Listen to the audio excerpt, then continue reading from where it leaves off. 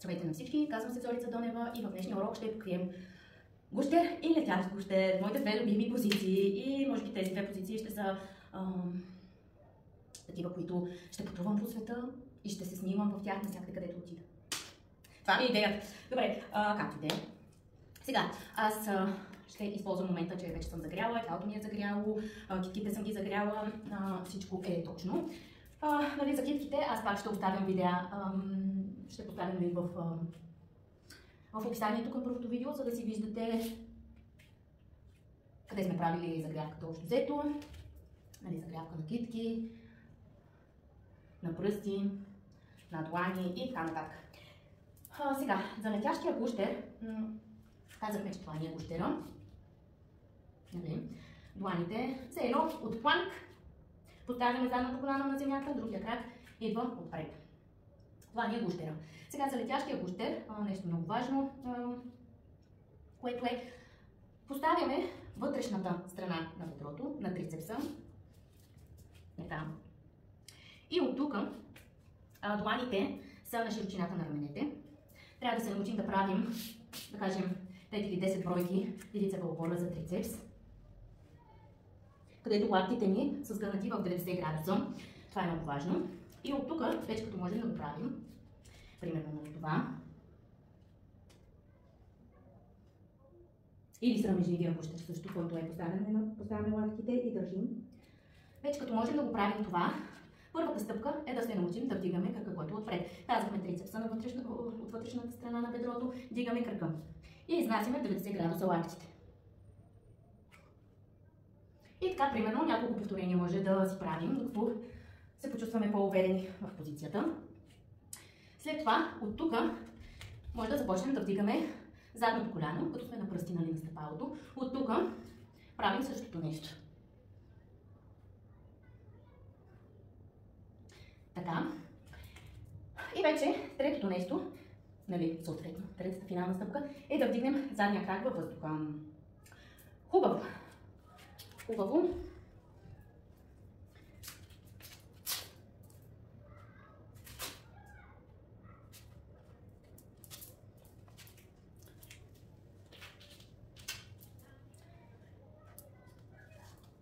Така. Както беше на майорасана, може да сложим едно пловчето така отзад, за да се научим да дигаме задния крак във въздуха или той да бъде малко по-високо. От тук слагаме задния крак във въздуха или на пловчето.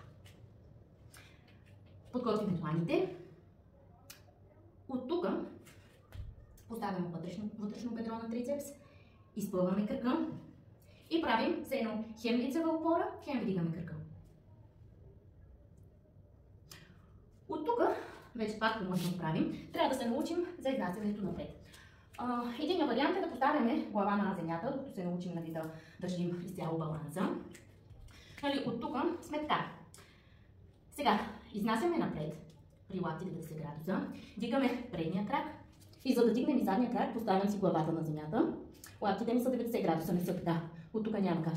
90 градуса и остава, задния крак остава на пръсти. Изнасям още напред, докато вече не мога да държа на пръсти. От тук, примерно, мога да се опитвам да започна леко да повдигам. От тук стягам дупето и дигам кръка нагоре. Така. Може да го правим в началото, може да го правим с глава на земята. И вече след като се научим, като намерим баланса, като видим кое как работи, вече да започнем да вдигаме и кръка. Аз не знам дали не е хубаво да се види и от друг ъгъл. Да кажем така. От тук. Пак. Гущер. Дигам задното стъпало. Правя си лактите 90 градуса, дигам предния крак. Поставям главата на земята и започвам да дигам задния крак. Когато усетя как работи позицията, дигам главата. Така. След тази позиция, най-нормалното нещо, което следва да научим, е летящ шпагат. Като при него се изисква само кръкът, който е отпред, просто да го изпънем. Нищо повече. Реално най-ключовото тук е изнасянето пак на тежестта напред. Лактите трябва да са 90 градуса. Много хора казват, примерно, ама аз това за да го направя, трябва да има много сила в ръцете. Това хем е вярно, хем не е вярно.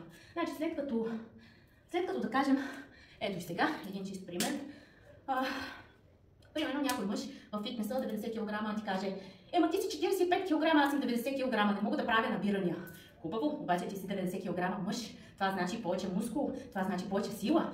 Всеки трябва да може да си вдигне собственото тегло, примерно за да направи едно набиране или една лицева опора. В смисъл такъв, че ти си толкова килограма, както можеш да се разхождаш по улицата и да носиш 90 кг собственото си тегло, така можеш и всяко друго нещо със собственото си тегло. Смисъл, това е твоето си тяло. Не можеш да ми кажеш: ама аз не мога, нали, защото съм 90 кг. Ами хубаво, като не можеш, или отслабни, или се научиш 90 кг. Както и да е. Сега, от тук пак ще се опитам да обясня за изнасянето. Нали, пръстите винаги са широко разтворени. Колкочетата на ръцете също са леко повдигнати. Нали, не искаме плоска длан. С плоска длан нищо няма да направим. Трябва ни хубава опора.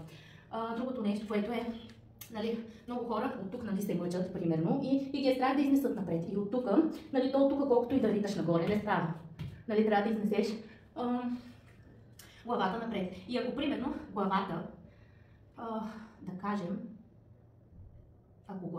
ако главата си я поставяте така тук, т.е. твърде вероятно е да трябва все едно почти да излезе извън постелката. Т.е. от тук, така, все едно още напред. Още напред, и то, като изнесете напред, задния крак сам се вдига. От тук не става, обаче от тук. И вече летящ шпагат е само да изпълнете предния крак, на който не се изисква да ви обяснявам кой знае какво. В смисъл, от летящия гущер същото нещо, само изпълваме предния крак. Друг вариант, в който може да си практикувате летящия гущер, е с йога блокчета. Аз в момента имам едно йога блокче, няма как да покажа, но реално, когато сме на по-висока повърхност. И примерно летящия гущер от блокчетата, имам две блокчета, представям си, поставям две ръце на блокчета.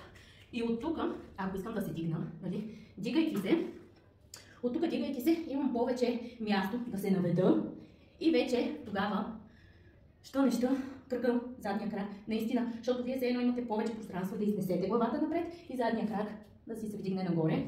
Тук сега с едно блокче, нали, трудно, бих могла да го покажа, но, нали, имаме това реално. Както ми е блокчето, нали, аз от тук имам допълнително пространство да отида още напред и още назад и така вече дигам. Йога блокчетата, реално външно, изглеждат като някаква безполезна кутия, но наистина доста помагат в ученето на такива позиции и реално най-вече не че толкова помагат, колкото ви показват и доказват, че може да направите неща, които преди, да кажем, сте мислили, че не може да ги правите. Просто ви показват, че можете, докато, да кажем, си поставите челото на тях и след това вече, нали, в един момент вие започвате постепенно да вдигате глава, започвате да придобивате увереност и вече след това може да правите тези позиции навсякъде, където отидете, с повече увереност. Нали? И така. Ами това е. Това не е шпагат и летящ шпагат. Всъщност гущер и летящ гущер. Има и други версии на тези гущери. Примерно имаме гущер с усукване, кръка се усуква около ръката. Тоест, нали, имам пак гущера. Само че вече предния крак се усуква около ръката. Стъпалото се обръща нагоре. И от тук, нали, пак имам същото движение, само че вече модифицирано. В смисъл такъв, примерно, да, ръката е усукана, нали, това е едното. Другото е, другата ръка може да се постави на лакът, нали, и пак дигаме. И съответно има всякакви такива други модификации, това се наричат хибридни позиции или съчетание между една позиция в друга. Където, нали, примерно, както имаме страничната вакасана, която беше тази, нали, това не е странична вакасана, нали, и страничната вакасана я имам в съчетание с крака орел. Краката орел, т.е. краката се усукват и си правим странична вакасана. Като това са, нали, такива съчетания, които нали, интересни са, заигравате се, научавате едната позиция, после преминавате към другата позиция, разнообразявате, изглеждат готино, красиво, даже снимани под различен ъгъл изглеждат, нали, примерно изглеждат по един начин, снимани от един ъгъл и след това, ако обърнете, импровизирате, изглеждат още по-готино. Забавлявайте се, правете ги където ви дойде, така, дързайте, отивайте, избирайте различни фонове, примерно изразявайте се, да кажем, отивате на морето и, да кажем, виждате някакъв готин камък и заставате на камъка и правите някаква готина страна, в смисъл такъв, не знам, няма по-голям кеф от това. Добре, както и те. Това са нещата за днес. Ще видим за другия път какво ще ви приготвя. Най-вероятно вече ще бъде летящ скакалец, който е доста тегъв. Отново не го можем изцяло, ще го правим с купчета, но честно казано, аз не се притеснявам от това, не се притеснявам, че не съм научила на 100% всички яздани, просто ми е готино е така да си споделя каквото знам за тях, да споделя начините, по които се учат. Не е нужно да мога да го правя на 100%, все пак работя и с егото си. Така че да, по-готино е така заедно да се учим, да се развиваме, да обменяме опит и не е важно кой колко може и колко знае, а кой колко дава. Това е истината. Чао!